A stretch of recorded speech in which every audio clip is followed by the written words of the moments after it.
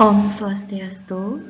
Selamat pagi anak-anak ibu semuanya. Semoga kalian semua dalam keadaan sehat dan dilindungi oleh Ida Sang Hyang Widi Wasa.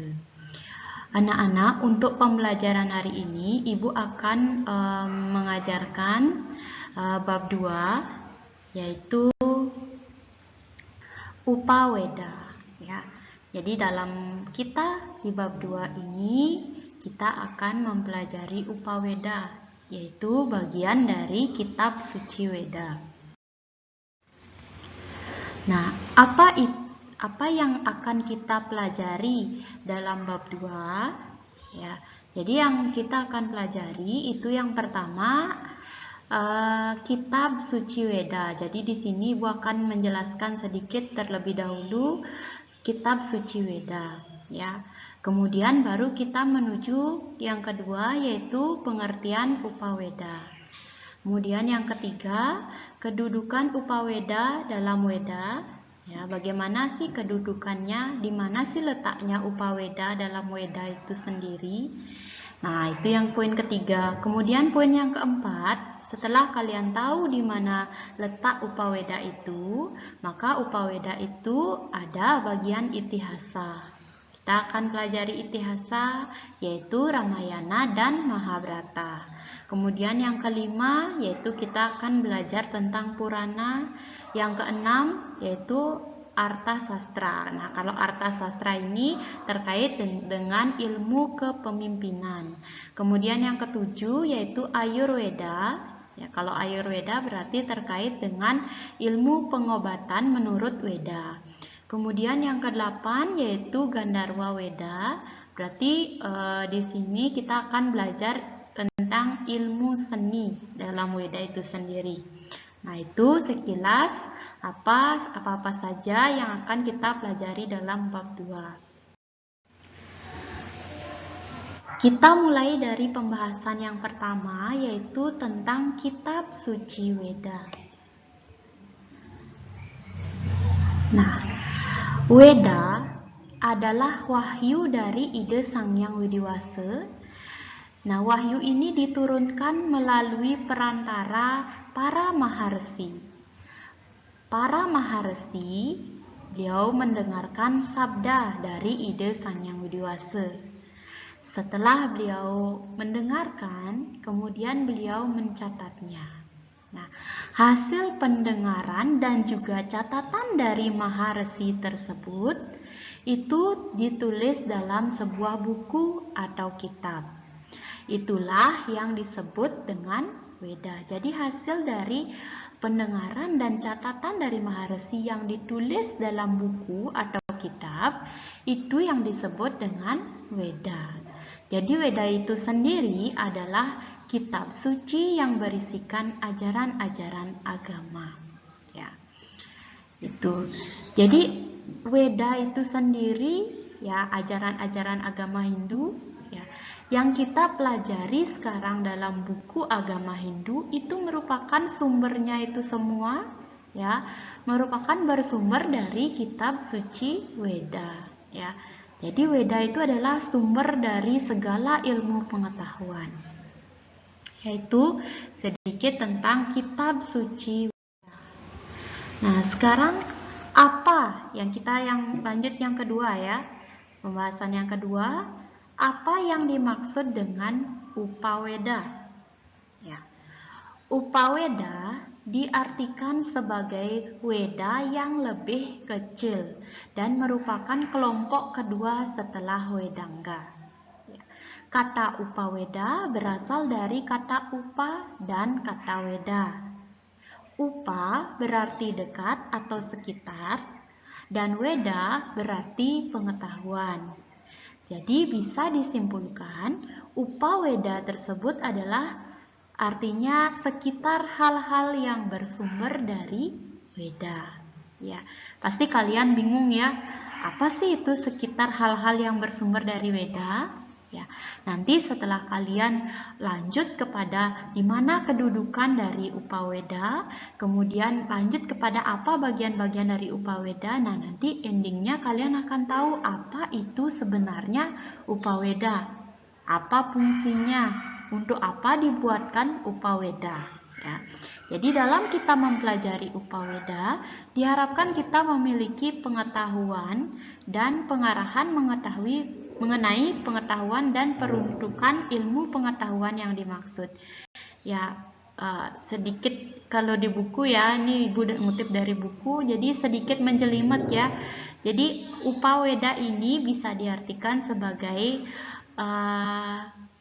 hal-hal yang bersumber dari Weda. Jadi Weda itu sendiri kan banyak. Sekarang biar bisa kita mempelajari lebih ringkas Weda itu sendiri, maka dibentuklah yang namanya Upaweda. Ya, itu artinya ya. Nanti seiring berjalannya waktu, kalian mempelajari Upaweda itu sendiri pasti ngerti ya. Memang pengertiannya agak sedikit rumit. Kita lanjut. Nah, apa sih bagaimana kedudukan Upaweda dalam kitab suci Weda? Ya, kita lihat kedudukannya dalam bagian di sini ya. Pertama, kita mulai dari Weda ya. Kenapa Ibu tulis kata Veda ya?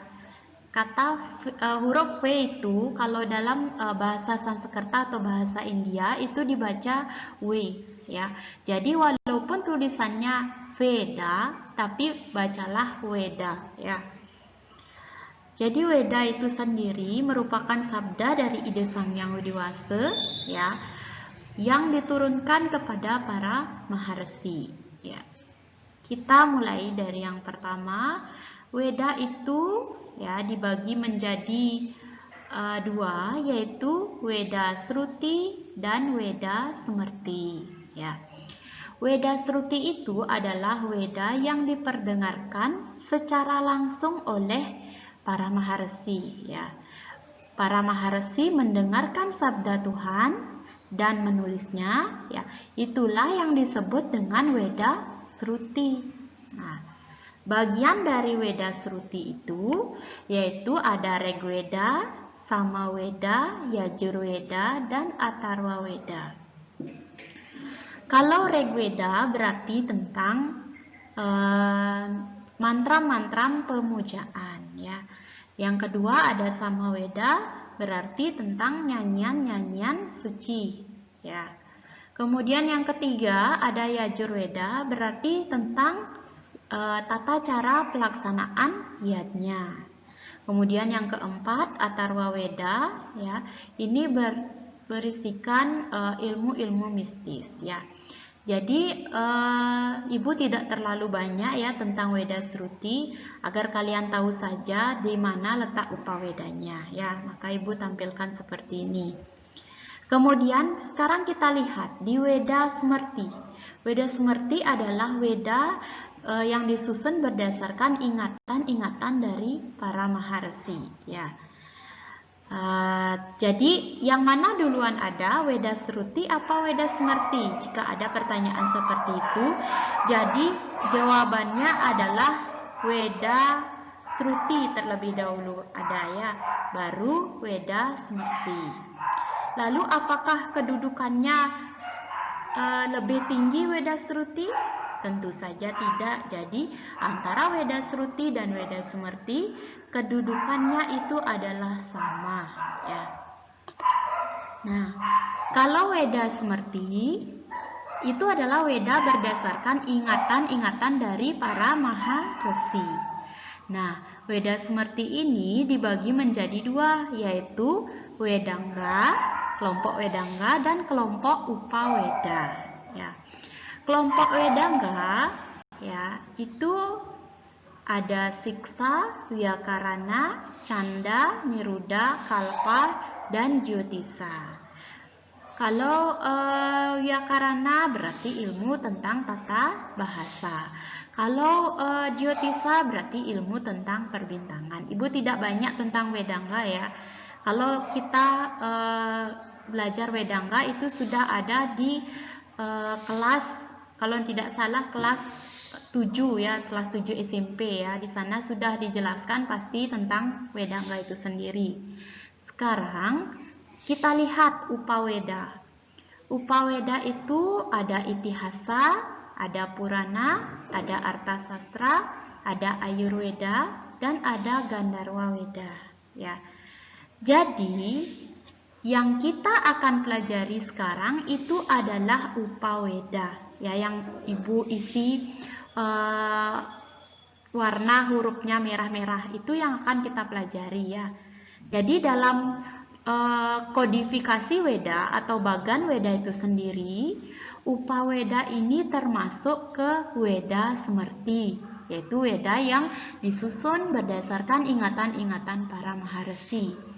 Nah, dibentuknya Upaweda yaitu berfungsi untuk kita lebih mudah dalam mempelajari Weda, terutama kalian yang masih duduk ya sebagai siswa. Kalian akan sulit dalam mempelajari kitab Weda Sruti seperti Rigveda, Samaweda, Yajurveda, Atharva Weda, karena Weda-Weda Sruti itu ya terdiri dari mantra-mantra saja ya.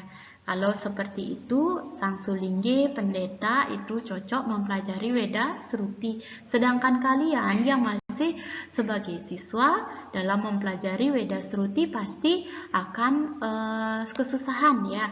Maka dari itu yang kita pelajari yaitu adalah Upaweda. Ya, Itihasa, Purana, Arthasastra, Ayurveda, dan Gandharwa Weda.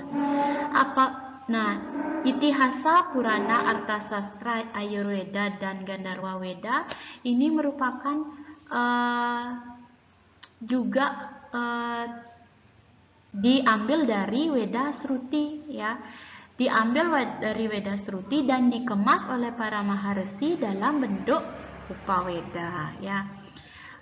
Nah, kenapa Ibu bilang kita mempelajari Upaweda ini lebih mudah? Karena yang pertama, Itihasa.